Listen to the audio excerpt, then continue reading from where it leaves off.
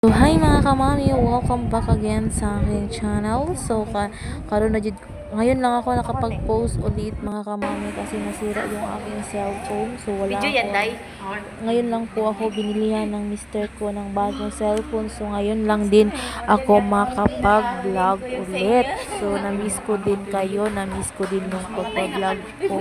So, 2 months or 3 months din ata ako hindi nakapag-vlog. So, nakaka-miss po mga kamami.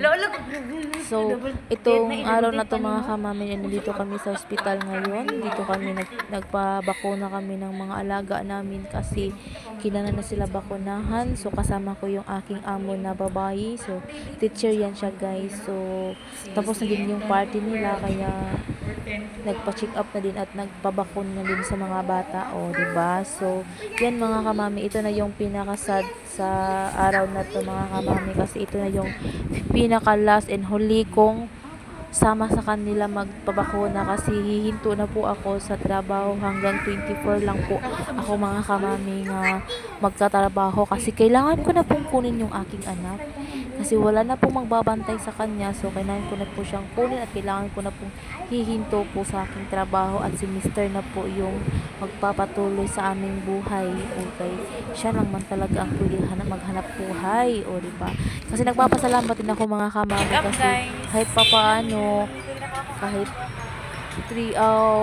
5 or 4 years kami naghihirap, and then ngayon sa matatapos naman din yung 2024, nagpapasalamat din ako sa Labang Makagahot kasi nabawi na din namin yung dapat ay sa amin at nakakuha na din kami ng matagal na naming pangarap. So, ayun, kailangan ko na din kunin yung aking anak dahil natupad na yung pangarap namin. So, kailangan ko na din tumigil sa pagtatrabaho para po alagaan yun yung aking anak kasi lalong-lalo na po kasi iniwan ko po yung anak ko sa biyanan ko dahil nag-aalaga ako ng ibang bata. So, sa mga kamami, shout out din sa mga kamami nga nakaranas din ng ganito sa pinagdadaanan ko na kailangan mong iwan yung anak mo dahil kailangan mong magtrabaho, kailangan mong alagaan ng ibang bata kaysa anak mo. No choice kasi yung ganyan nga bagay mga kamami kasi wala namang tutulong sa asawa mo kung di ikaw. So, pagtutulungan nyo talaga kung ano man yung kailangan nyo sa buhay nyo kasi mag-asawa kayong dalawa. So, yun ang aming ginawa mga kamami. So, nalagpasan na namin yan mga kamami. So, kailangan ko din huminto sa aking pagtatrabaho. So, pauwi na kaming time na yan mga kamami.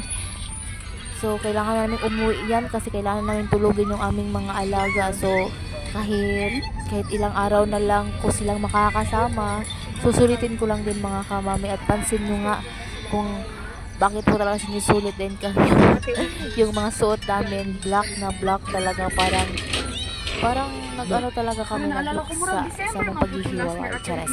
So, kasama ko din yung amo ko dyan mga kamami. So, pauwi na kami dyan. Pupunta na kami dun sa amo kong lalaki. Dala na kasi namin yun sila. So, ayan mga kamami. Nakakamiss po ulit.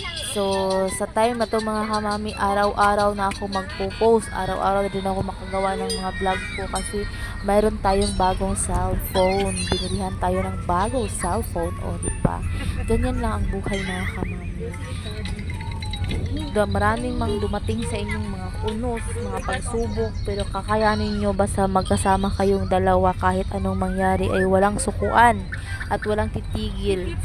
Kung baga walang titigil sa paghinga para lang magkatulungan kayong dalawa. O diba, hindi man talaga ako alam ang Tagalog nito. So hanggang dito lang mga kamami. Thank you for watching. Bye bye.